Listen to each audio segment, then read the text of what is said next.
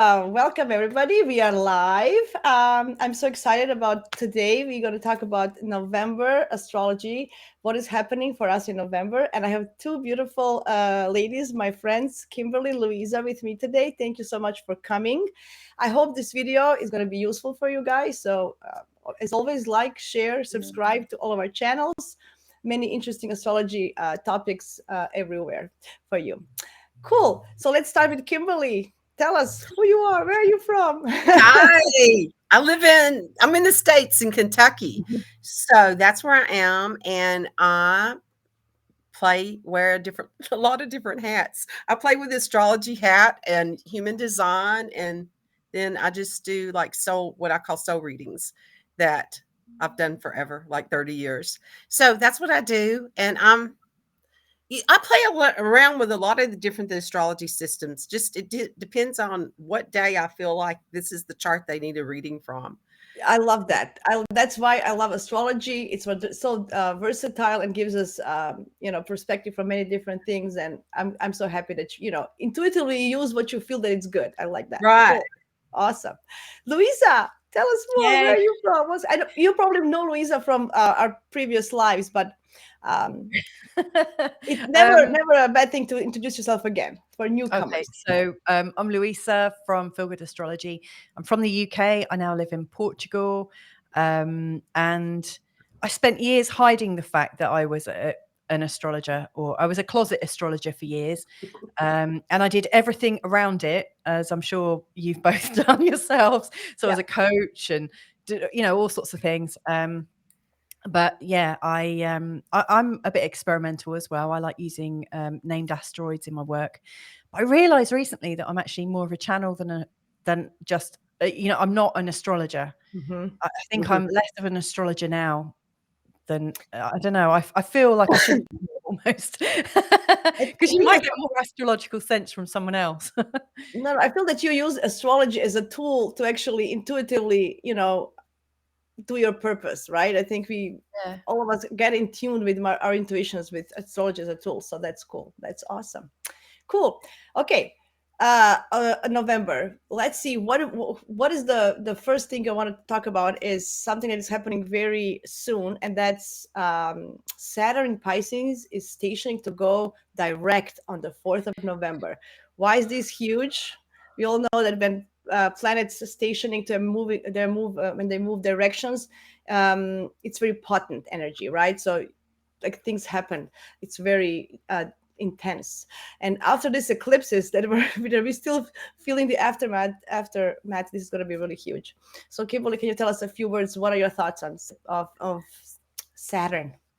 It's so hard right now to just kind of think about the individual when we're watching the whole world be in this batshit crazy moment. So I feel like that where the energy has been retrograde and we've been in that inner reflection with all of it. And then when that switches into Pisces, into that more kind of amorphous energy, it's gonna hit different people really strange, because it's like that structure where it's gonna like try to come in and tighten everything down, and then the other dreamy stuff is just like talk to the hand. It's not going to even be able to hear it.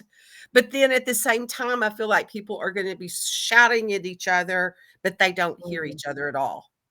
Like there's going to be energies like that coming up with it. But that's kind of going for the whole month too.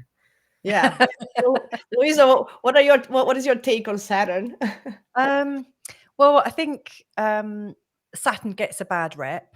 Yeah. So I do see why Saturn is useful. Like we do need some boundaries and some kind of guidances and things. I always see Saturn as a parent. Like you've got your good parent and you've got your naughty parent. You've got the parent that's like really judgmental and breathing down your neck. And you've got the good parent that's kind of supportive and nurturing and helps you move forwards. And so I think we're coming out of that phase, and going more into a nurturing parent phase. I heard that from Alexandra, actually, that we did a live stream with. she was saying that when Saturn went into Pisces, it was like the death of woo. It was like the death of magic and the death of all things mystical. And I think some of the kind of fake mysticism is going to die away. But what I've noticed as we're coming into this period is that a lot of people in my awareness that I work with and chat with and whatnot, at the moment, loads of us are talking about like finding this new sense of power in our skills, almost like whatever we've got intuitively is starting to build in seriousness. People, the people who are really intuitive and really creative and really wanting to do something very sort of universal and in consciousness, they're starting to build in their power. So I think this is a really good thing. I'm looking forward to it. Yeah. And it will be moving. Yeah, I'll just be pleased for it to get moving. It's in a bit of an uncomfortable place in my chart. Yeah, tell me about it. It's squaring my moon. It's all year long because it's going so yeah, one of those aspects. Yeah, but I do feel as well that Saturn gives us a little bit of structure. So everything that we, as you said, dreams and visions and all intuitive work it can ground us a little bit with the Saturn, especially when now we're going retrograde, we can see the results and manifestations. And it's trining all this beautiful earth energy, right? Not exactly, but it's still kind of by sign at least. So I do feel that it's a little bit of groundedness happening, like more of practicality. I think I agree. I think it's in a lot of aspects in this month ahead, because obviously, right now we've got things going through Scorpio, but as we get into the second and third week, or is it third? Hang on. When does the sun is it week 4? Sun is moving to Sagittarius on the 22nd. Then we have Mars on the 24th. And they're going to be at 0 degrees in Sagittarius the week of Thanksgiving. Everyone's going to be feeling that coming in. So there's going to be this massive square. A square to the sun and a square to Mars. And Mercury is going into Sagittarius on the 10th. So that's going to be the picture, right? Yeah, so there's a lot of squares. And then at the full moon on the 27th, it's a T-square with Saturn. So Saturn's really important in this month ahead. It's going to put us through our paces. Yeah, that's absolutely true. So we still have this scorpionic energy in the beginning of the month before we go to the Sag month. There's going to be a big shift. Like last month we had from Libra to Scorpio, big shift. This month we're going to feel it because a lot of planets. It's not just the sun changing signs, right? It's a bunch of them. But before that, Venus is moving to Libra. So I'm interested. What do you have to say about that? Because she's going to be at home and she's going to rule that south node. So in her home sign, and she's going to touch it eventually as well. So what do you feel about that, Louisa? You go first with this one. Well, I think Venus in Libra is nice. I think it's really sweet. I don't really have much of a sense of Libra. I'm awful. Okay. I was hoping you'd ask Kimberly first, because are you a Libra? Okay, Kimberly? Go Kimberly. It's okay, go Kimberly. You go first. Because Kimberly's got a real sense of what it is to be a Libra. I just got my Pluto there, so I've a bit. I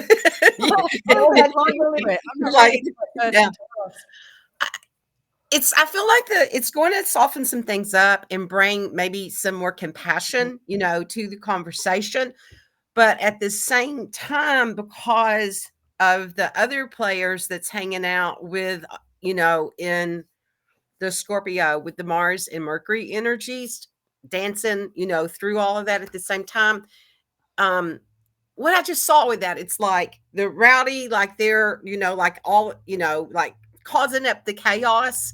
And she walks in like in that very peaceful Zen, place, and that her energy can quieten a room. And it's not going to be through trying to speak to them. It's like just being in your center. If you use it that way, it's going to have more imprint on to others in your field. Does that make sense? I just channeled that. I don't even know. It's good. I like it. A little bit of we're gonna need a little bit of peace and quiet with all this scorpionic and war energy in the sky. and just before she goes to Libra, she's going to oppose Neptune. Mm-hmm. So that's going to be foggy as well. We're going to be in a dreamy land for a while, right? What are your thoughts on that? I think that she's going into an opposition with Neptune, and then the day after you've got an opposition between Mercury and Uranus. So if you think like Venus is like Neptune's the higher harmonic of Venus, and Uranus is a higher harmonic of Mercury. So it's interesting. You've got like the two like love frequencies, and then you've got the two thinking frequencies in opposition to each other a day apart. And so the way I see it is we've got this kind of this sort of decision between selfless and practical love. And I'll be really happy to see. I mean, I don't really get the sort of Libra energy so much. I have got, that's my only air in my chart. You know, I'm really not that grounded in it.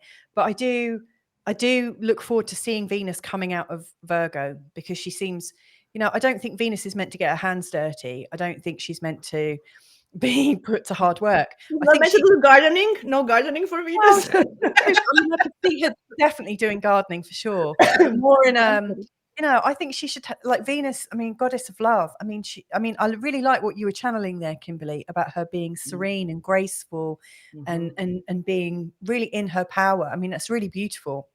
And if her going into Libra brings out this sort of diplomacy, a gracefulness, where she's not getting involved and getting her hands dirty, but I do think with the Libra energy that they are able to stay out of a situation and kind of sit on the fence a little bit. But I think that's really useful. We need that energy right now. I mean, we need that right now too. But I was also thinking, this is how it is. Yeah, and you know what I got with that when you were saying that was I saw those scales, and it's like if she can stay in that and not go into the judge. Yeah. You know, and weigh it all out, because Libra can send you to hell in a second. She'll go, oh, black heart, that's it. You know, she can be that, but then she can also, you know, be rather a bitch. Yes, and it's interesting because I think there are quite a few really strong Libran politicians. And so, you know, whilst it looks like a really great balanced sign, it can also be, I don't know, like judging a bit like the Judgment card. But anyway, like with the Venus in opposition to Neptune, I really think we're being sort of like asked, you know, are we going to be practical in our love, or are we going to sort of expand? And then the very next day we're being asked, you know, are we going to have our intelligence downloaded to us? Are we going to actively open up and receive? Or are we just going to take what's given to us in a very mundane way? I think it's a choice point at the beginning of week one when all of that's happening. You know, I think we are being pulled apart a little bit, because that's two personal planets, you know, in opposition to two outer planets. Yeah. Like we're being pulled apart at the seams. I think it's interesting. I'm kind of hoping that we're going to have a little bit of maybe ceasefire on a global level, just maybe a little bit of truce or something, at least for a while, maybe some kind of agreement, although we can always hope. I just feel that maybe she'll bring some kind of, at least, you know, because really what the world is about now, it's not nice. So, you know what, this morning when I was looking at that energy, I thought, who is she that can walk in and just like, and then everybody, you know, listen. It's like, who is that? Who embodies that? Who can walk in and do it? I couldn't find anybody. I was like in the pile of all of the, you know, political whatever, or whoever could, you know, like be that thing. And I thought, oh hell, I think the Palladians are just going to have to land. I think it's going to have to coming from some other place, and that, you know, that there could be something even bigger happen that to take people's attention off of what they're doing, because humans are not getting it. Yeah, and I'm thinking also because South Node is in Libra, it's endings of all these agreements, and you know all this. All this stuff that we were, it's not just personal relationships. Yeah, on a global level, like everything is dissolving. I mean, Neptune is involved, so we can see. Yeah. Right, maybe dissolving this. on a bad side. I just hope that we can find at least some kind of peace, and that she's going to bring for this few weeks at least some kind of peace this month. But I don't know. I mean, she's in a really strong trine for a lot of the Yeah. month, you know, with Pluto and Uranus. Yes, that's what I was going to say. Yeah. So that's important, maybe. Yeah, really important. Yeah. You know, like I as much as I'd love for someone to come down and take over the world for us and kind of raise us all up. Yeah. I really think it's an inside job. I think we've all got to do it, and it really doesn't seem like we're all getting it. But I am seeing signs of movement. I'm seeing signs of opening, and I'm seeing a lot of people. You know, it's interesting, like that you're talking about, like the sitting on the fence and maybe separating us. I'm seeing a lot of people not actively getting into the conflict and the discussions on the conflict. I thought people would go bananas about it, and I can see on social media there's a lot of influencers that are going bananas about it and trying to sway their millions or billions of followers. But I'm not noticing that so much on a personal level. I'm actually seeing that a lot of people are kind of sitting back and observing. I think people are quite tired of being pulled one way and then pulled another. So, and not knowing what's true with that, what we're talking about too, with those planets and what's there. I was thinking, I got that earlier too, when we were talking with, even with not knowing what's true, and that with that Saturn in the Pisces, what we were talking about there, I saw like restrictions trying to be put on some of the AI, and they don't even know how to put the structure around it because they don't understand it enough. That the AI doesn't know enough. But to me, all of that is a reflection of what we're going through internally. You know, it's like creating from another level while the O structure is still trying to hold it back. And I think we're going to see a whole lot of that, of not knowing, people standing back and being in their center because they don't know what's real. You can't have an opinion because you don't know what's real. Exactly. Yeah. And none of us know what's real anymore, do we? Unless we're personally involved in any of these conflicts. Yeah. That's true. None of us know. Yeah, that's true. You have to be very, discernment is a very strong word these days, because you have to be. Otherwise, you get lost in all this nonsense. Yeah. Actually, well, I love that you said discernment, and Kimberly, you were saying, what will it take for someone to just be able to walk into the room? And I used to think, it would be somebody that is love, somebody who is the epitome of love, that could just walk in, would just wow everyone. But actually, I think it is authenticity. And that's like the theme that's been coming up a lot for me recently, in my conversations with people, like authenticity, like when somebody knows the truth of who they are, that really does influence people. That really does wow people. So someone's in their calm authority, i.e., like what you said, Jasmina, in their discernment. And I actually think Venus in Libra is probably quite discerning. Yeah. They dress well, they look after themselves, they don't overextend themselves, they're quite balanced. I mean, I worked for many years in banking, and all of the highly polished people that worked as client services managers, there was a real sort of Libran vibe that we could call them, no offense to any Librans here, sorry, but we used to call them the martini girls, because they were always so beautiful, like everything, beautiful, pleased. They never kind of got really angry. They never were dispassionate. They were always really measured. And it's really beautiful. Yeah. So we'll see. Maybe this Venus in Libra will help us to get some kind of, maybe at this point we need to kind of just be martini girls, would you say? And just don't get involved. Hang on, I've got a bell on my desk actually. I wonder if I'll get a martini delivered to me. Yeah, that's cool. I think I will. Okay, so next, let's go next. Next, we have then Mercury changing signs. So he's gonna go to to Sag on the 10th of November. So I know he's in Scorpio now. It can be very, harsh. Mercury in Scorpio, very harsh, very brutal. The words can hurt. So it's can be hurtful, right? If you don't, it was connected with Mars as well. We saw this month. So so at this point, I hope that Mercury in Sag will give us some kind of optimism, joyfulness, in our everyday life? What do you guys think? You're a Sag, so tell us. Yeah, I've also got my Mercury in Sag, and it's not the happiest.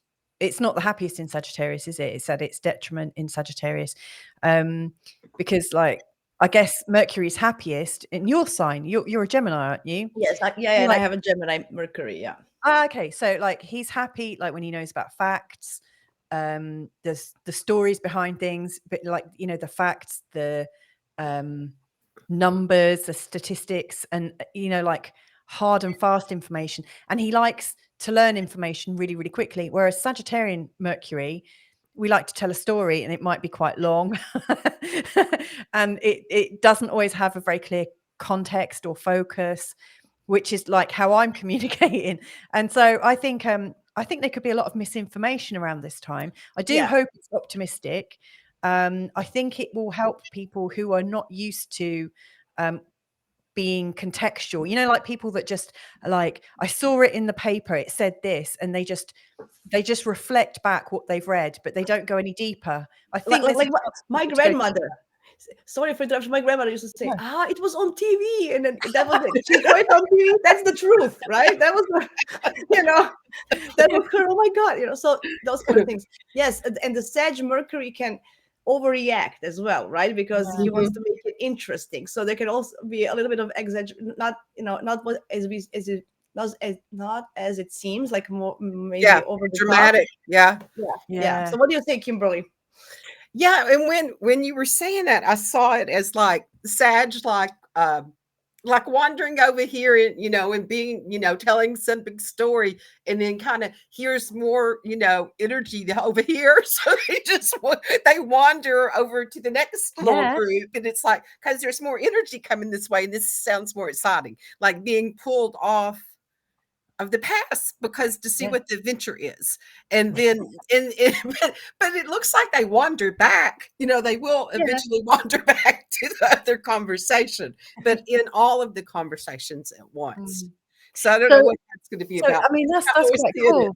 That's quite a cool thing to recognize, because given that like lots of people in the US are going to be sat at a dinner table with each other, possibly for a few days. If people are able to have these conversations that are able to dip in and out of, that could be quite beneficial. Although there's a lot of really horrible aspects around that time. But if people can, I think it could be. I think it could be fun. But I'm not going to be sat on those tables. I'm gonna sit down and try to share the new moon chart, so we have a reference. There you go. Do you see it? Yeah. Because I think we are coming up to a new moon, which is happening on the 14th. On the 13th of November. Yeah. This is set up for where I live, so it's like a New York time. So just I'm making a note. So for you're gonna be different houses, so we can't look the houses, but we can see the energy. So look at that. Yeah. All the Scorpion energy. Yep. Go, ladies, shoot. What are we gonna have for this new moon? Well, both Kimberly and I have got Scorpio ascendant, so this could be a big one. Where's it going to be in your chart, Kimberly? Is it going to be in your 12th or your 1st? My 1st. Same here. Yeah. So you're having a party. A lot of illumination. That feels like, there's a lot of illumination coming in, and it's funny because I'm already like out ahead thinking about what Mars is going to do on the 17th and 18th when it goes in that Kazumi. That it's like this here, but it feels like I don't know why is my little Libra already getting pulled to that. I can almost feel this magnetic pull. Yeah, there's a lot of water. Sorry, there's a lot of water in this chart, right? So it's going to be again, Scorpio, intense emotions. I feel that, oh yeah, a lot of emotions coming up. Yeah. Right. Trying to stay stable in all of the waves of emotion could be the challenge. Yeah. And there's lack of fire. So, not really a motivation to do anything. Maybe we could just soak or something, people might, because for the new moons, we should try something new. I don't think we're going to feel it this time. I don't know. That's just my sense. I don't know. Yeah. I'm quite excited about this one. Okay, personally good. Because Mars is a ruler of Scorpio, so it's really strong in there, and I think there's this sense of vitality, and of course Mars in a conjunction with the Sun. You know, like if there are a couple of planets really to indicate vitality, it would be the Sun and Mars. Though I do recognize that Uranus is at 21 degrees in Taurus, right opposite the Sun, the Moon, and Mercury, and Ceres as well. Because let's not forget Ceres. I think Ceres is a good influence. You know, she helps us nurture ourselves, and she helps us do a lot of things at the same time. So I see that wherever this falls in your chart, it could really bring up a really sort of busy sense of purpose. But as you feel motivated, I always think with oppositions, there's something of projection going on. So whatever is in opposition to a planet is projecting something that you're not quite owning in the other planet, and vice versa. And I've had, when I had my Uranus opposition, my progressed moon was also actually right on my Uranus, and I had a load of massive projection issues, you know, like where I was moving forwards, there would be people or situations in my periphery that were there to shock, because it's Uranus. It was really coming from the unconscious, and of course Scorpio is quite a hidden sign. There's a lot of secrets there. So I think we can move forwards and feel really quite purposeful, but the opposition to Uranus is likely to bring us up into some fierce opposition. And I think if we're trying to move forwards and things are opposing us, we might ask ourselves, does this belong to me? Does this criticism belong to me? Is there something in my ego? Is there something about me, given, like, you know, that the Sun is very much about the ego, the Moon is very much about the psyche? You might ask yourself, is there something that I'm avoiding, that I can't face in myself? Is there a big secret, a big unconscious secret that I'm holding on to? So I think this could actually really be a big slap in the face for some people. But I think a lot of people, if you're ready to face yourself, I think this new moon could be quite beneficial. It's in a trine with Neptune, which is helpful. And, you know, Neptune can be quite tricky, I think. But, you know, seeing it in a trine to the Moon, the Sun, and Mars, and also Ceres, and then in that lovely sextile to Uranus, I think we can have some real awakening and insights, really deep insights. And if we're lucky, we'll have people around us that can help us make sense of it. I like that. I like it. It's just like, watch your dream times. It feels like that could be a time, or when you should be in dream time, but then you may be in conscious awakening dream time. Like it feels like that kind of energy could be there. Yeah, you're so right. I'm really liking this because it's helpful for me, because it's in my first house, and so I'm thinking, woohoo, got an opportunity to reinvent myself. Exactly. So we want to rewrite and redream in. That we all should be like it's like, let's dream in a new world together. Which house is it in your chart, Jasmina?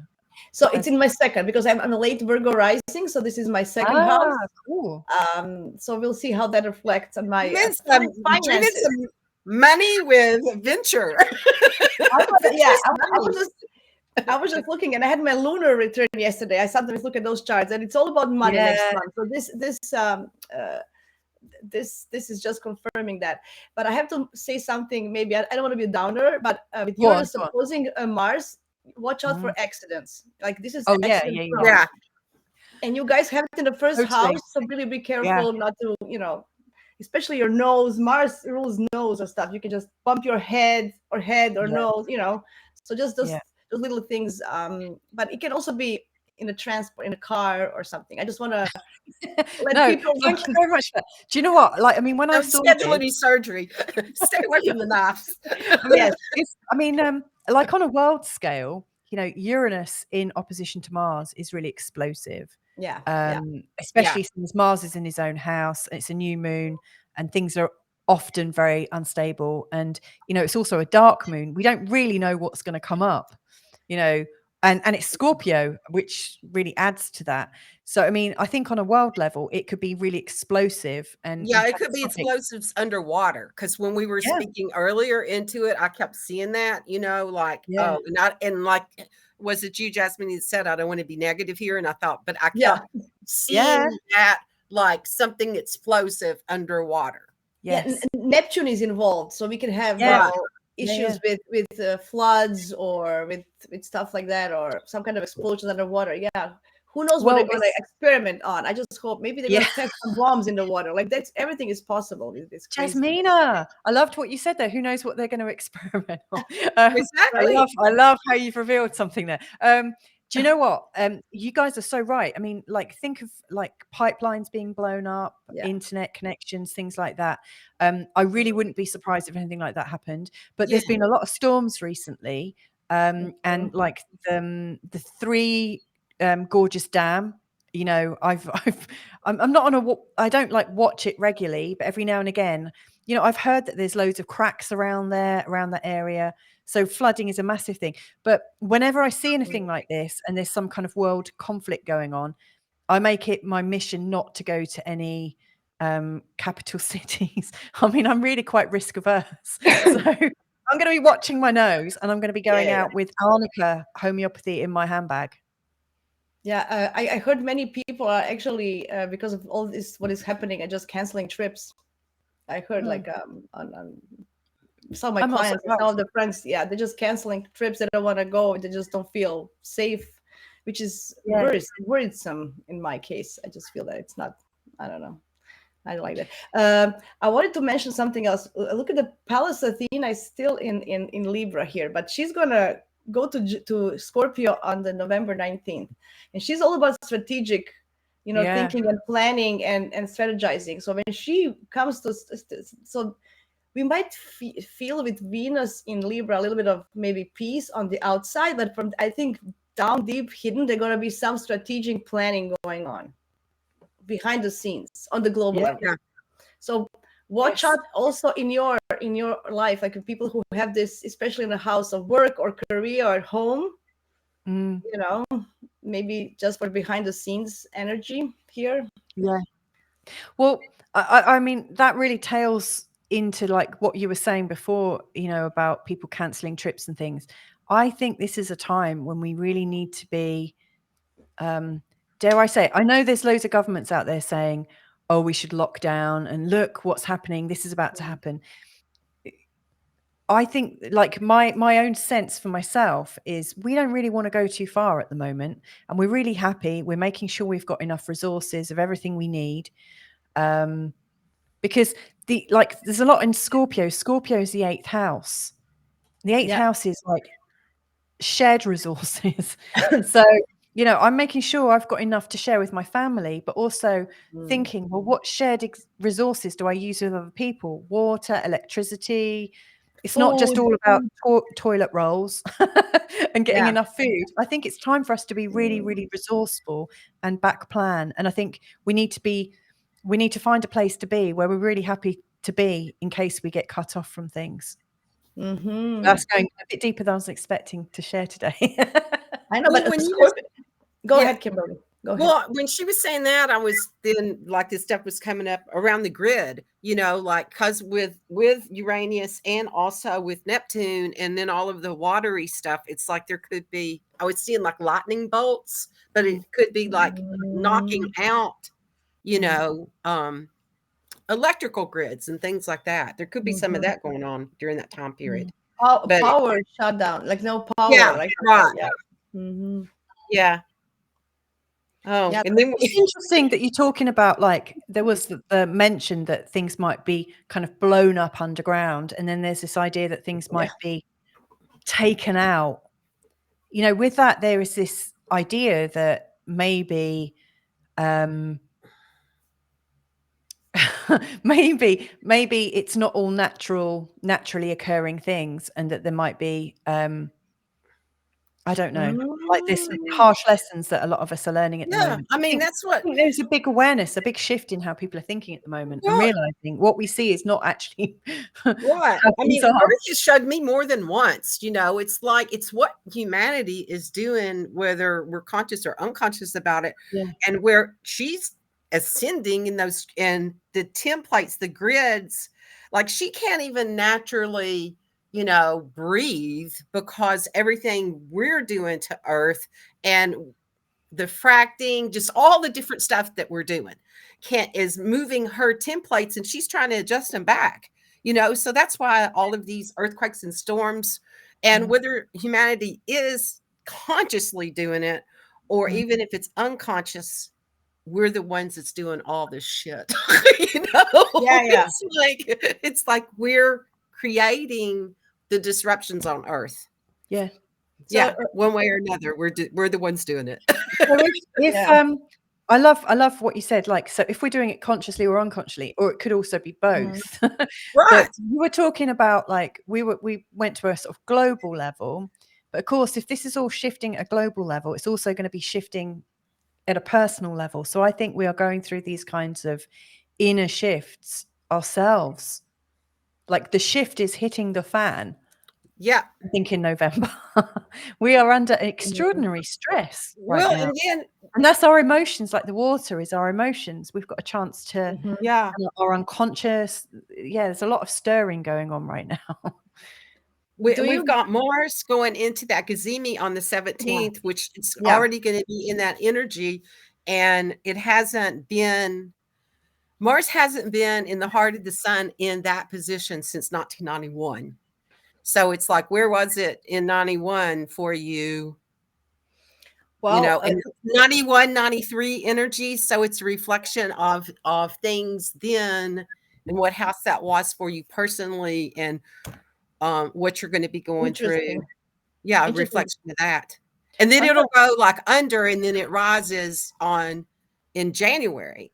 So it's like it'll be Mars is going to like die in the heart of the sun and be that way until it rises up in January. So I keep thinking, now what is that going to do to the world? You know, if Mars there could I don't know. It's like that's almost like too big to imagine all of it of what can happen during this. To be honest, in 1991 there was a war in Croatia. So I mean, anyway, I experienced some kind of a war. I went to Canada for a year and I went back, but I'm saying that was also very volatile. And many people, you know, changed their lives. So the same thing. So, you know, when you have war, it changes lives forever. You know, it's just like a, you know, Scorpio and Pluto, and you know, you can understand what it means to a rebirth, you know, starting from scratch and starting over.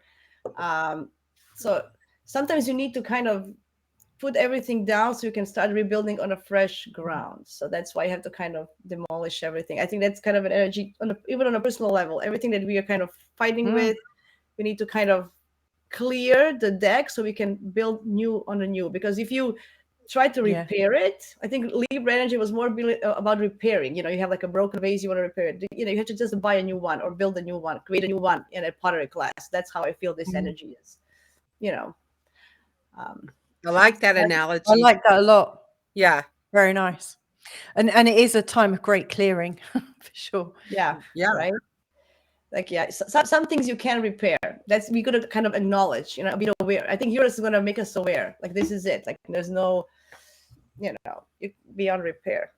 Okay, so that's the new moon. Okay, I'm gonna. What else do we have for this new moon before we switch?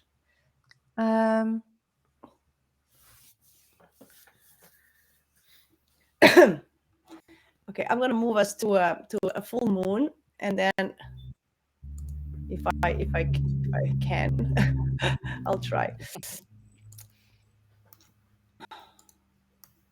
Okay, and then we can go from the new moon to full moon, see what's happening there. Yeah, there's the full moon on the 27th. What do we have here? It's a little bit different, right? So it's more fire. So, so the new moon was very watery. This is very fiery, right? totally different energy. And in between, we have the, as you mentioned, Kimberly, Sun and Mars, Kazim, I mean, they're going together. And that's going to be, and then Sun is going to sextile, Mars and Sun are going to sextile the Pluto before the full moon as well. So in between, we're going to have that. That's going to be hopefully nice. What do you guys think? 17th and 18th are big days. Yeah. Massive days. Because you've also, like, you've got the Sun and Mars together. But on the 18th, the moon also goes into a conjunction with Pluto. Yeah, I should have pulled up that chart. I totally didn't think about it. Okay. Oh, no. You know, so, I mean, it's a huge day. It's a huge power day, isn't it? You know, with the Sun in a conjunction with Mars, exactly. Yeah. And the moon exactly conjunct Pluto. It's huge. But that's the chart for the 27th of November. What I really notice is, you know, we've got this T-square with Saturn. Yes. You know, so the Sun and Mars are square Saturn. Thankfully, Saturn's moving forwards. The moon, square Saturn. You know, so I've got this book called, oh, crikey, I can't remember what it's called now. Something like the games that people play. And it's by an astrologer called Spencer Grenfell, I think. I'm not doing a very good advert for it, but he talks about transactional analysis. So the idea that, you know, in our personality, we have the parent archetype, we have the sort of assertive person, you know, the grown-up person, and then we have the child archetype. And each of us can flip in and out of our inner child, our inner critic, which is like the parent, and we can also be very assertive as an adult. So we've got parent, adult, child is what he's saying. And he's saying that, you know, Saturn is the parent, the Sun is the adult, and the moon is the child. And this looks great. So I often, you know, when I'm looking at astrology and I see the Sun, the moon, and the and Saturn in some kind of aspect together, I always think, okay, so what's going on here in terms of our archetypes? You know, they're all in opposition. You know, so what that's saying to me is we're not able to comfortably move between these natural states of our persona. So, you know, like, I mean, if you look in your chart, for instance, which out of these three planets, which of these charts is more aspected? So for instance, in mine, in my chart, like the moon is really heavily aspected. So I definitely have more of a childlike style. I'm not very adult, but I notice people with lots of Sun aspects are very grown up. You know, they're very balanced. They don't tend to get childish and foolish. They, you know, they're really quite cool. And then people with a really strong Saturn often, you know, take on so much responsibility. And so in this chart, like, which is really ruling, which is taking control? None of them. And so, you know, who are we being in this moment? And what possibilities are there with this full moon? You know, it's like the psyche and the personality are kind of at odds with each other and they're tied up in chains. Yeah, it's a really big day. And of course, you know, the moon, Mars is involved still. And Ceres is nearby as well. It is going to be about vision. I think it's going to be about vision of a new start. As I said, you know, I'm just thinking we cleaned it up all in Scorpio. We kind of cleaned it up. And now it is a vision for a new start here. Like, although it's a full moon, but I still feel it's going to be like a full moon from a vision perspective. And then Uranus is in conjunct Venus. So there's going to be this scratch, you know, to break free from, you know, old stuff that we don't like. Well, I like that you're making it into a big vision. I like that. That's nice. Yeah, it feels like that when we let go of the old, then the new vision can come. It's like the new vision's right there, but you can't see it because all this old shit's in front of it. Yeah, right. I know there's clear water here somewhere, but there's too much stuff floating on the top. Yeah. Yeah. I love that. I don't know. I mean, Sagittarius for me is always about, the big picture, right? About seeing, more than we can grasp, right? Yeah. So, right. Well, and that's what the world needs right now is a new vision, and to bring the energy in that way. There was something I saw in my notes when I was scanning through financial wise. What do you all see coming up with all of this stuff with the Uranus and Taurus and the Jupiter, and with all of these different oppositions, the Scorpio? Louisa, Yeah. can you take that? I I was a bit worried around week one because I think there's like with the oppositions, because earlier I mentioned that we've got the opposition between Venus and Neptune, which is like the grounded love via sort of expanded love, and then the next day you've got Mercury in opposition to Uranus. That's But actually happening on the this 3rd, Friday. So this is happening this Friday, this Saturday. So this is like in a couple oh of days. gosh, yes, it is, isn't it? Yeah. It's coming up on us. Yeah. We've also got Jupiter in opposition to the Sun.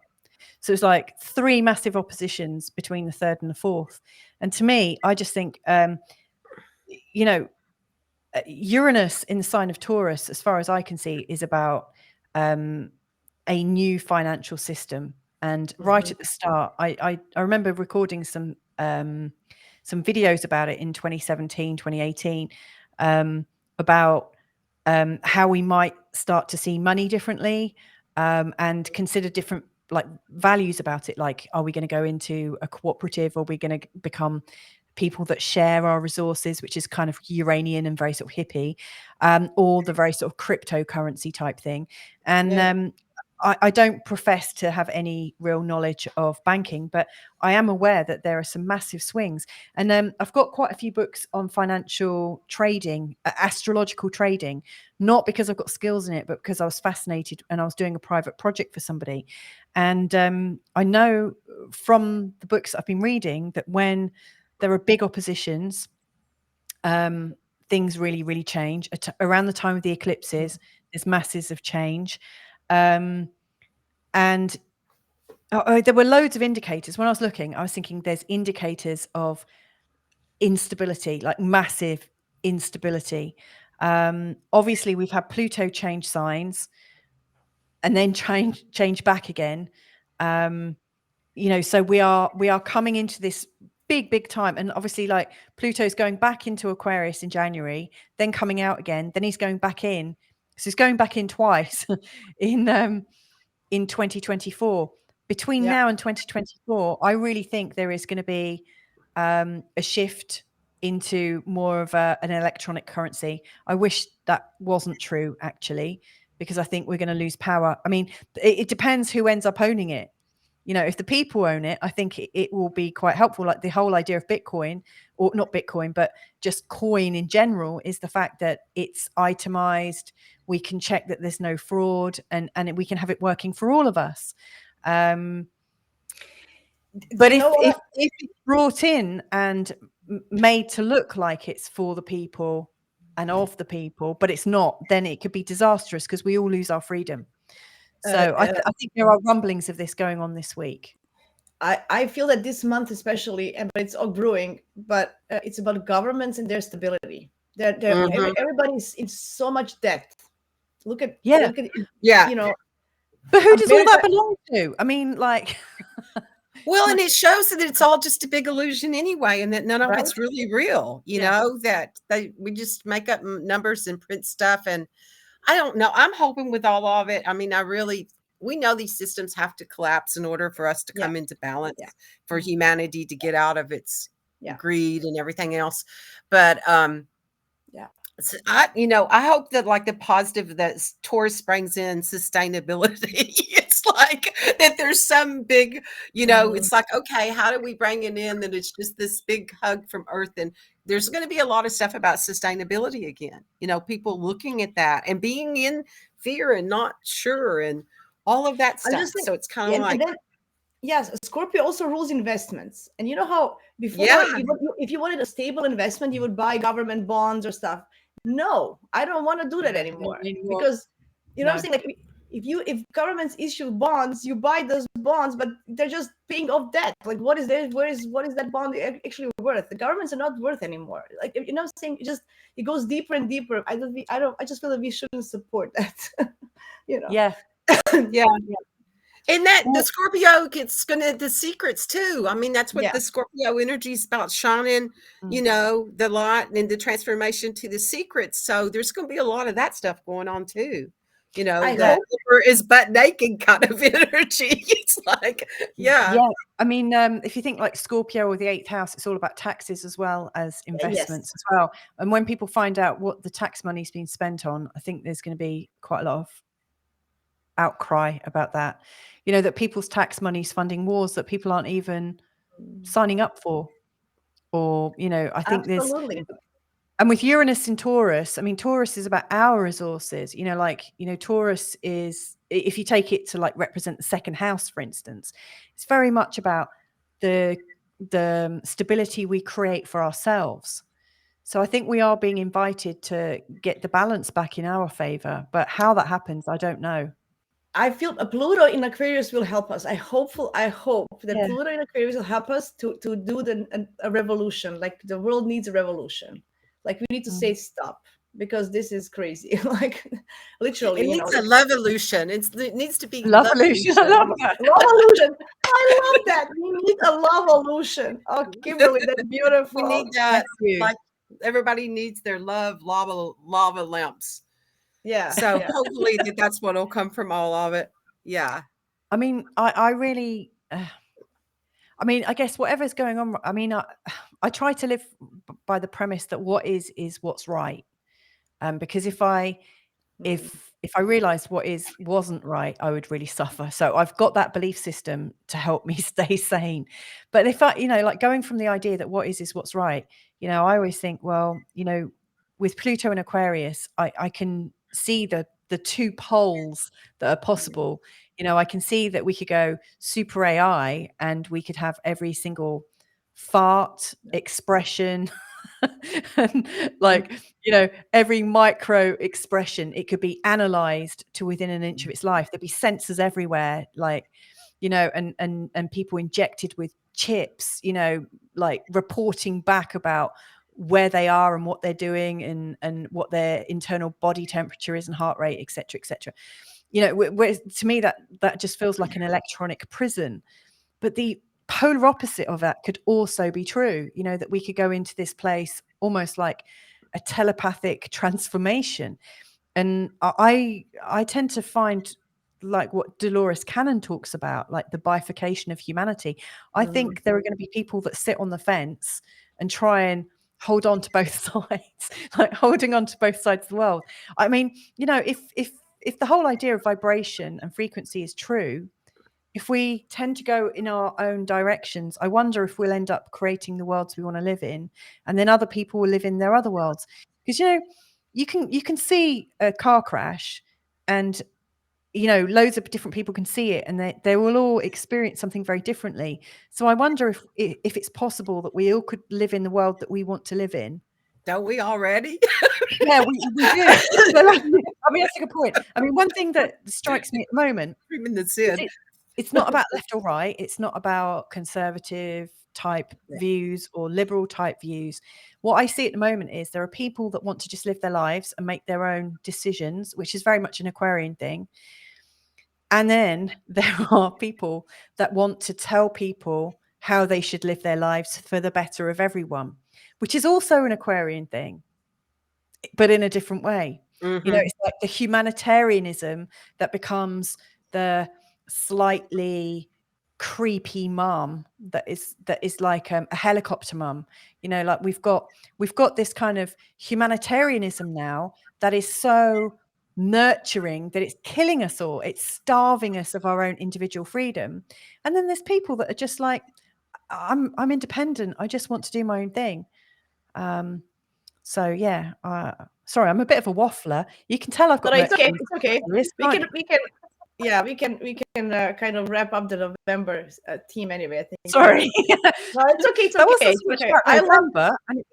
that's all connected, Louisa. This is all connected. We can't go from energies. You can't separate this energy from that energy. You know, they're happening at the Right. same time, simultaneous, whatever. Sometimes I just can't talk. So as a Gemini, I can't find the right word. But we are finishing the month. So after this full moon, the last thing that is happening is Venus touching the north, is opposing the north node, touching the south node. So that's going to be interesting on the 29th of November, the last touch. So what do you guys think to finalize this Venus and November thing, touching the nodes? Is it going to be significant or no? Yeah, it's a karmic dusting, you know, and it's like it depends on how much work you do between now and then of be trick or treat, of how do you get the treat or will you get the trick? Yeah. We'll see tonight. We'll see tonight how it goes, right? Right. Will we still be living in that world we created in the past, or will we have broken through the veils and be in that new world and creating from that place? Yeah. Especially with it North and South Pole. Yeah. Well, yeah, something will happen for sure. Something will happen for sure. So overall, just in a few words, what would you say? What would be the November theme? If you would have to say it in a 1-2 sentences, what would be the overall theme of November? Trick or treat. I mean, it's like it's perfectly good. It's not Halloween. It is a real true trick or treat month. Yeah. I would say resurrection. Like we got the chance to do it. Rewrite. I would say choice. We got choice, like cosmic choice. But that's like loads of words. Yeah. But I like how Kimberly did it. You got that. Absolutely, with the Scorpio energy. Yeah. I'm kind of thinking about, it's gonna be, for me, I feel like it's gonna be cleanup time before the new visions come in. So that's how I feel this month will go. But overall, it's gonna be exciting. I always say use the energies wisely, people. So whatever happens in your everyday lives, use the energies wisely and try to be, kind, and just acknowledge that other people are going through the same BS as all of us. So trying to understand and have some understanding for the other person, whoever it is. It's always good, right? Yep. I want to thank you. I appreciate you coming to this my first bigger live. And Louisa, I'll see you in a month for the full moon for the year ahead. That's going to be excited. Yeah. All the best to everybody. Have a great November. If you have any comments, questions, leave them in the comments. We'll get back to them as soon as we can. Cool. Thank you, ladies. Thank you so much for hosting this, and thanks to everyone that watched. And yeah, I just posted the comments. I didn't have time to. Next time we'll talk more. But anyway, bye guys. Bye.